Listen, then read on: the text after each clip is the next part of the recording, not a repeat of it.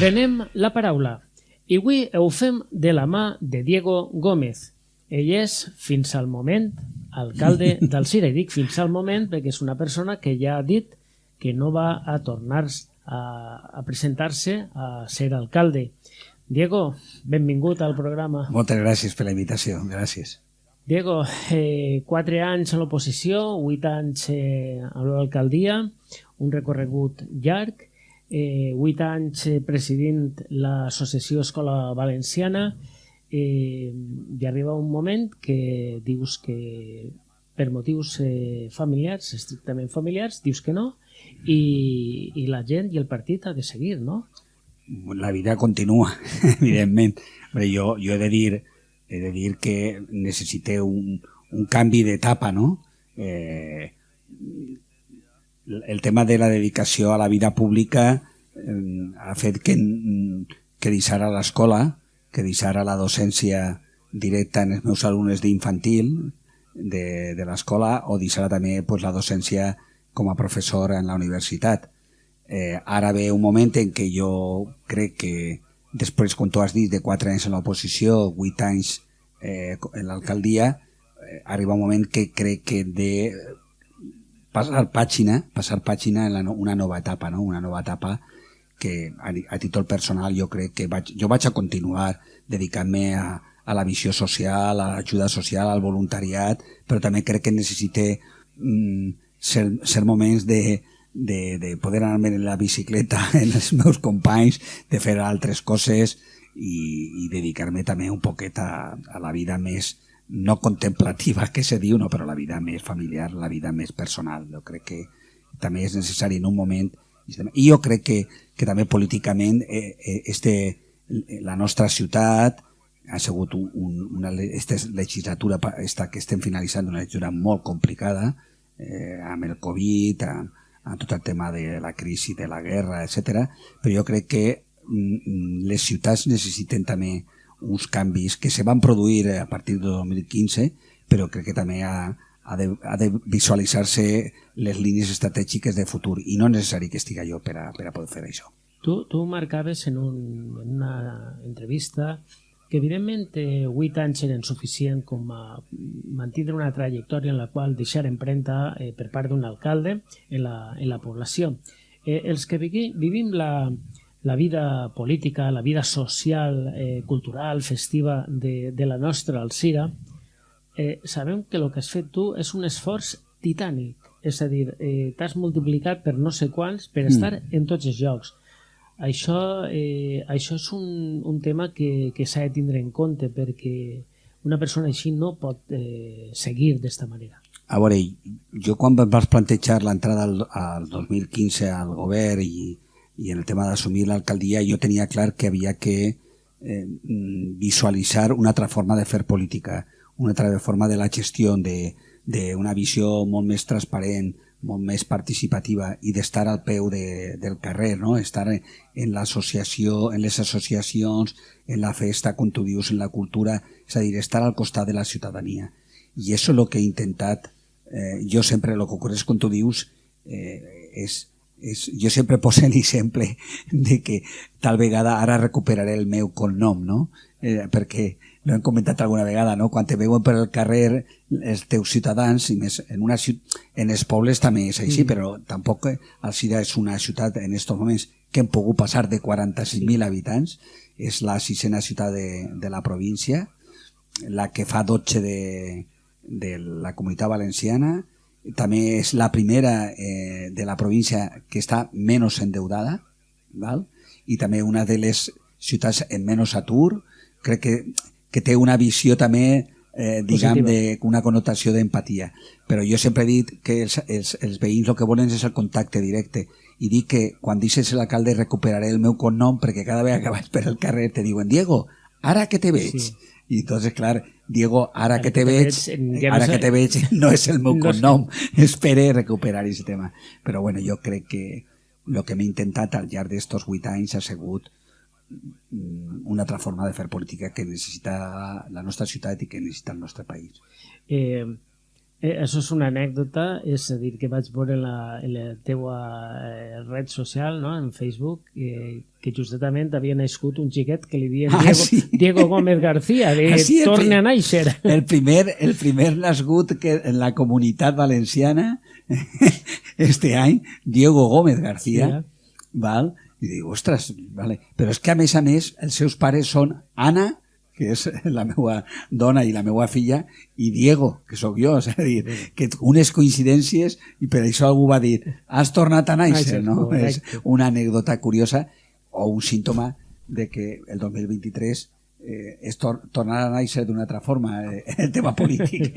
I en el tema de ciutadà. Exactament. Jo crec que, bé, jo que sóc una persona que va néixer així a la ciutat de València, que vas viure la meva infància i joventut en la Malvarrosa, que vaig impregnar dels moviments socials, de la necessitat humanista, de tot el tema de l'associació de veïns, de la parròquia de Vera, on se realitzaven les assemblees d'Unió Naval de Levante, de la FOR.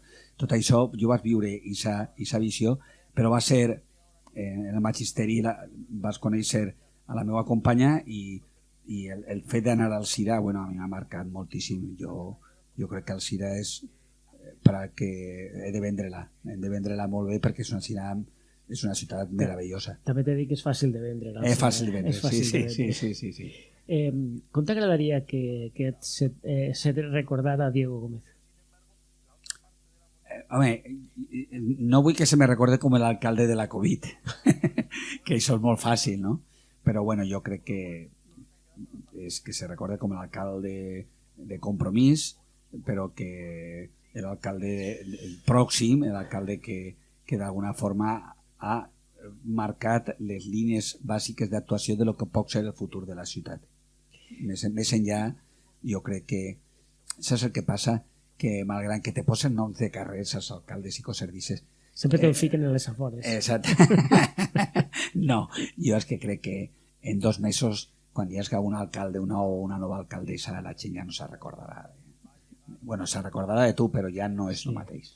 Hem parlat de la ciutat menys endeutada, és a dir, és una tasca que heu fet des que entrareu, laminant ixe deute, i que és una qüestió que any rere any heu anat traguent a la palestra i que evidentment és important per als cirenys perquè això va sempre en benefici de la ciutat. Sí, però això ha sigut possible perquè ja no la visió econòmica, nosaltres no hem pujat els impostos en tots aquests 8 anys, hem intentat mantenir una gestió econòmica gràcies als tècnics molt potent, però el que està clar que tot això ha sigut gràcies a que els alcirenys i els cirenyes paguen els seus impostos. Són persones solidàries, són persones que entenen que els seus diners, els seus impostos van per a la millora de la ciutat. Això no sempre és possible perquè la gestió és molt complicada. Evidentment, quan topetes en situacions molt incíviques, quan veus que el tema que no te funciona bé el tema de la replegada de residus o no te funciona bé el tema de la qüestió dels excrements de gossos en el carrer, que això o la neteja, tot això te crea moltes vegades aquesta visió de dir jo estic pagant els meus impostos perquè m'arregles, perquè tinga llum en el carrer, perquè estigui asfaltat, tot el món vol això, però al final la ciutat funciona perquè els ciutadans i ciutadanes són col·laboratius i funciona també perquè els tècnics municipals saben fer la seva feina. Jo sempre he dit que moltes vegades els ajuntaments i les ciutats funcionarien sense necessitat de tindre tants polítics, estalviarem molts diners. Tindríem un gestor i uns tècnics. Exactament, jo crec que sí. Bueno, i unes directrius polítiques que sí són necessaris, però no tan necessari tindre tants càrrecs públics, tants assessors. Jo crec que això arribarà un moment que arribarà. Que haurem de tallar-ho. Diego, Alzira, per la seva fisonomia, és a dir, els barrancs i el riu, tant per a bé com per a mà, ho has patit de primera mà i no poc. Sí, a veure, jo quan vivia a la Malvarrosa, sempre en l'any, crec recordar, el primer any que exercia de mestre ja tingueren que treure més bombers de l'escola d'allí de la Malvarrosa perquè hi havia unes puigs molt grans i una inundació. I va ser a partir d'aquesta inundació... Bueno, jo ja coneixia les inundacions de la Malvarrosa, està clar, evidentment, dels poblats marítims. Però, clar, va ser vindre al Cira i topetar-me... Jo en l'any 81 vaig arribar al Cira, en el 82 la pantanada, no? Va dir, bueno, sembla que darrere de mi ve el fang i porta la pluja, no? Val. I a més, jo me vaig posar a viure en una de les barriades que se diu Les Bases. Per a la gent que no conega el Cira, tenim un barri que se diu Les Bases, però és que també tenim un altre barri que se diu Venècia. Bueno, con lo qual ja se pot entendre el tema de les inundacions. Jo he patit les inundacions en ma casa, en la meva cotxera, i sé el que... I sempre, una de les coses quan vas entrar a l'alcalde va dir, jo vaig intentar fer lo possible perquè no se nos inunden els carrers. Desgraciadament no he pogut fer-lo perquè les infraestructures hidràuliques són molt costoses, no hem pogut fer moltes coses. El riu evidentment ja no se n'és, sí, el riu seria una bona riuada, però bueno, tenim els barrancs, l'estructura urbanística de la nostra ciutat ha taponat moltes de les eixides dels barrancs naturals, com tot el món sap, a vora del riu no facis niu, no? Això esa dita tan valenciana. I en el meu país no sap ploure. Exactament, i el Raimon quan deia que al meu país la pluja no sap ploure. Bueno, pues desgraciadament hem fet algunes millores, però no hem aconseguit, que jo crec que en un futur se tindrà que aconseguir, el tema de la salvaguarda de la ciutat de les inundacions. És que en el segle XXI això ja, i en un país modern i en una ciutat com la nostra, no hauria d'existir, perquè al final no és per les problemàtiques de vides i tal, que no hi ha problema, pot haver a lo millor, però el tema és que la pèrdua de béns, la visió econòmica i sobretot després de 40 anys de la pantanada, 40 anys han fet, hem aconseguit una fita important, que aquelles persones que demanaven un préstec a l'Estat, a l'ICO, després de molta batalla hem aconseguit que se les condone aquest préstec i els interessos que eren, que duplicaven aquesta qüestió. Però en l'ideari i diguem en el pensament de les persones de la Ribera i del Cira, quan plou pensem en la pantanada, sobretot la gent major, i aleshores n'hi ha aquesta dèria, no? Evidentment, tu has dit unes qüestions, és a dir, sort tenim que evidentment no n'hi ha casos lamentar vides personals, que passa res. Sí que, bueno, quan tix el riu dels barrancs, l'àvia dels barrancs, sí que tenim molts mals, però hi ha una cosa que és importantíssima també, i és per a aquestes barriades la salut mental, és dir, quan veuen ploure, és dir, entren en pànic perquè és una situació ja que venim de lo que tu has dit, de la pantanada, de la... I del 87, que n'hi ha de ser repetit. Aleshores, que en el 82 tingui la pantanada i en el 87. Un tema que tractar i que solucionar a fons. Vosaltres el que sí que heu fet és tornar a fer que d'alguna manera el riu, la ciutat mirar al riu. Això sí, important. Vale? La ciutat torna a mirar, que sempre estava d'esquenes al riu, s'ha construït l'anell verd, és a dir, a nivell mediambiental sí que ha pegat un canvi en estos anys. I més que pegarà, jo crec que aquesta és una línia, és una de les línies d'actuació que tenen els governs i que s'està plantejant de futur.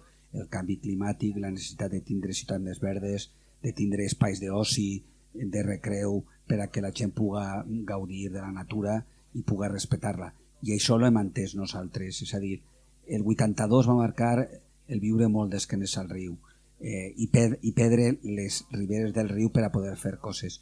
Nosaltres sí que en aquesta línia hem intentat millorar la relació en el riu, com tu dius, en un anell verd que rodeja la ciutat i que passa per el passeig fluvial, que hem fet un passeig fluvial amb uns miradors al riu, que la gent que estiga a prop. Hem fet un pantanal per a baixar en piragua, hem recuperat la línia el tema de les baixades en piragua per al riu. Després ara van rebre una ajuda per a continuar treballant en canya a la canya, és a dir, llevar la canya, els rizomes, etc., i posar bosc de ribera i ampliar espais per a que la gent puga gaudir del riu. El Xúquer és un riu preciós. No sols en jo sempre ho he dit, els alcirenys, els ciutadans, els valencians, sobretot en la ribera, veiem el riu des de dalt, però cal estar baix, cal estar dintre de l'aigua per adonar-se de la meravella que tenim, de la bellesa del riu. És a dir, quan tu baixes en el riu per sumacar-se ahí en les colxonetes inflables que baixes allí i tal, molt divertit, però, i en les aigües i tal, però després tu en piragua baixes d'Alzira al Gemesí i estàs en un món d'una natura esplèndida i no passa res perquè a vegades és que no, les aigües del riu són les aigües precioses i per exemple el Club de Pesca diu que en la zona on millor pesca se podrien fer competició tal seria en la zona d'Alzira o per exemple les competicions de piragua que se fan d'Algemesí a Sueca o d'Alzira, se podien fer d'Alzira a Algemesí. Bé, el riu crec que és el riu que nos dona la vida, també nos l'ha llevat, no? Però ja els àrabs con el poeta Hija Fasha, el poeta andalusí d'Alzira, el que millor descrivia el riu.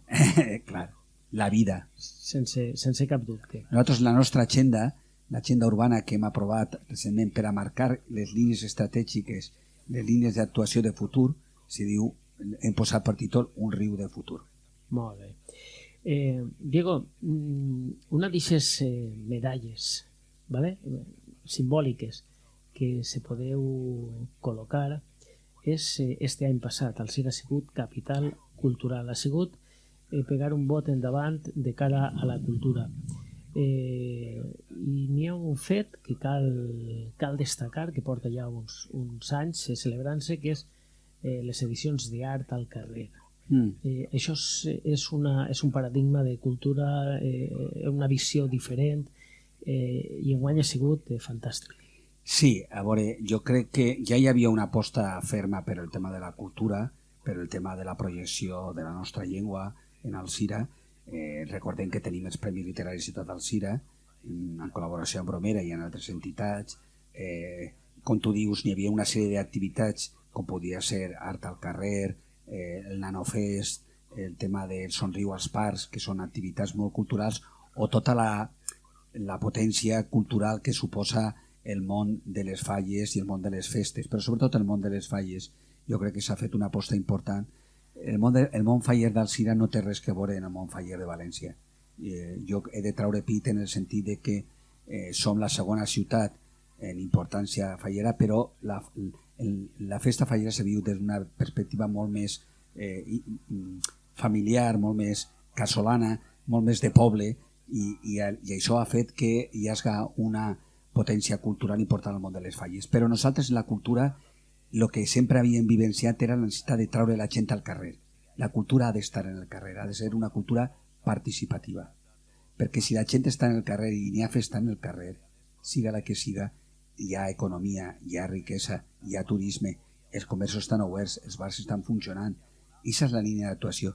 I això, durant el 2022, jo crec que amb moltíssima dignitat hem portat el nom de la comunitat valenciana i de la cultura valenciana, diguem, d'alguna forma estratègica.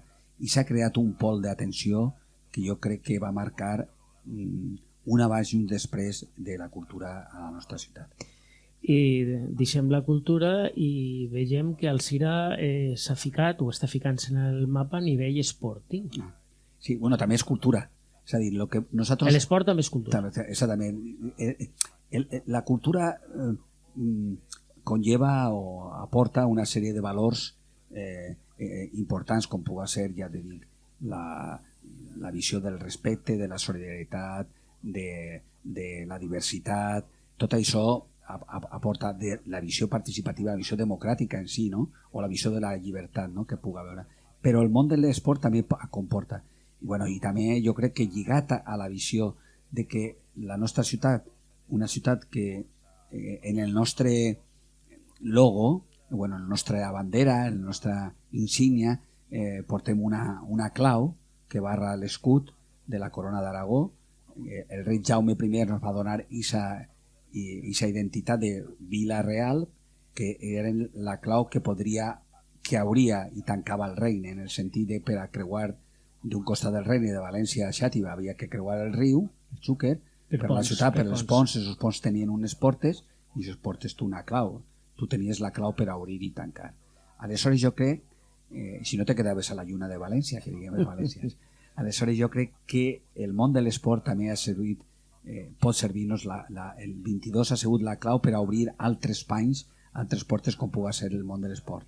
I l'esport que en els seus valors, el primer cap de setmana de l'any tinguérem la Supercopa d'Espanya de futbol sala, un èxit. Crec que tindrem ara en febrer el Campionat d'Espanya d'halterofília, un dels esports emblemàtics de la nostra ciutat. De fet, Mònica Carrió va ser la primera altera que va anar a les Olimpiades, i tindrem el Campionat d'Espanya sub-18. I després, molt de banís de tindre a finals de març, del 27 de març a l'1 d'abril, el Campionat Mundial de Pilota, no? Con lo qual tindrem representació de 20 països que vindran a jugar a Llargues, a Frontón, etc. Crec que estem contents de posar Alzira en el mapa. El temps corre de pressa en l'entrevista, em fan algunes senyes que a mi, quan me fan aquestes senyes, és que me maten, perquè jo estaríem parlant. Però sí que vull fer-te una pregunta, Diego. La primera legislatura que va ser alcalde amb un tripartit, la segona amb un bipartit. Personalment, creus que és millor governar en majoria absoluta o sempre coaligat perquè tens que rendir comptes a les persones? No, jo crec que el tema de les majories absolutes mai són positives. Són positives per a qui té la majoria absoluta. En aquests moments, jo crec que, i donada la realitat i la diversitat que tenim, és necessari governar en coalició per a pactar, per a sentir-se d'alguna forma arropat, però sobretot per a, des de la diversitat, construir el futur. Jo crec que és bàsic. Diego, no em resistisc a fer-te esta pregunta, és a dir, la primera legislatura que va ser alcalde amb un tripartit, la segona un bipartit, creus que és millor governar en majoria absoluta o fer-ho coaligat és millor? Els partits voldrien tots fer-lo en majoria absoluta, però jo crec que donada la diversitat de la ciutadania, la diversitat de veure les formes d'una ciutat, perquè no tot és uniforme, és més polièdric, és més transversal. Jo crec que es fa necessari que hi hagi sempre una visió de coalició.